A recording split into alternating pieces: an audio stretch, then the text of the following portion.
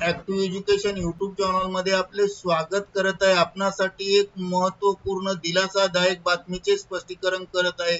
तर चला आपला जास्त वेळ न घेता आजच्या प्रमुख बातमीचे स्पष्टीकरण करूया।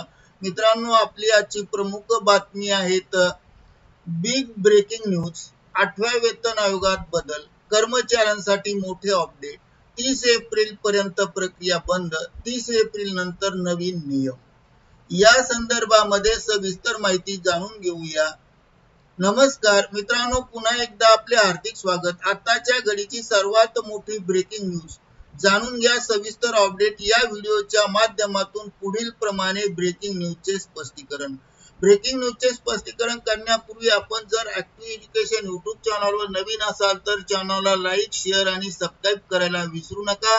तर चला पाहूया संपूर्ण ब्रेकिंग न्यूजचे स्पष्टीकरण। मित्रांनो, 8व्या वेतन आयोगाची ताजी स्थिती आणि संभाव्य वाढ याबाबत सध्या चर्चा सुरू आहे। 30 एप्रिल पर्यंत राज्य भेटी आणि ऑनलाईन सूचना स्थगित करण्यात आले आहेत, ज्यामुळे कर्मचारी संघटनेकडून सूचना मागवण्यात प्रक्रियेत तात्पुरता बदल झाला आहे। आणि मात्र आयोगाचे काम थांबले नाही। हा केवळ प्रशासकीय यंत्रणेतील बदल आहे आणि आयोगाची प्राथमिक तयारी अत्यंत वेगाने सुरू आहे। पडद्यामागील सखोल डेटा संकलन सुरू असून आयोगाची कार्यपद्धती, तांत्रिक बाबी आणि विविध विभागांकडून माहिती गोळा करण्याचे काम प्रथम पूर्ण केले जात आहे। निर्णयापूर्वी आर्थिक आकडेवारी, महागाईचे वाढते प्रमाण, एकूण सरासरी खर्च, सरकारी खर्च, कर्मचाऱ्यांची संख्या या 4 प्रमुख घटकाचा अभ्यास केला जाईल।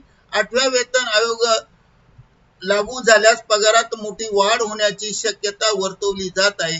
फिटमेंट फॅक्टर 3.68 करण्याची मागणी आहे, मात्र कारण 7व्या वेतन आयोगात हा फिटमेंट फॅक्टर 2.57 ठेवण्यात आला होता आणि आता त्यात मोठी वाढीची अपेक्षा आहे आणि त्यानुसार 3.68 फिटमेंट फॅक्टर लागू झाल्यास किमान मूळ वेतन कर्मचाऱ्यांचे 18,000 रुपयावरून थेट 26,000 रुपयापर्यंत झेप घेऊ शकते, ज्यामुळे किमान वेतनात मोठी वाढ होऊ शकते।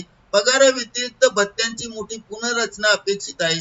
वाढत्या महागाईमुळे महागाई भत्ता, डीए, घरभाडे, एचआरए, प्रवास भत्ता, टीए यासारख्या महत्वाच्या भत्त्यात बदल होतील। लाखो पेन्शनधारकांना मोठा आर्थिक दिलासा मिळेल, कारण नवीन वेतन संरचनेनुसार पेन्शनची रचना देखील पूर्णपणे बदलली जाईल। 30 एप्रिल नंतर प्रक्रियेला प्रचंड वेग येईल।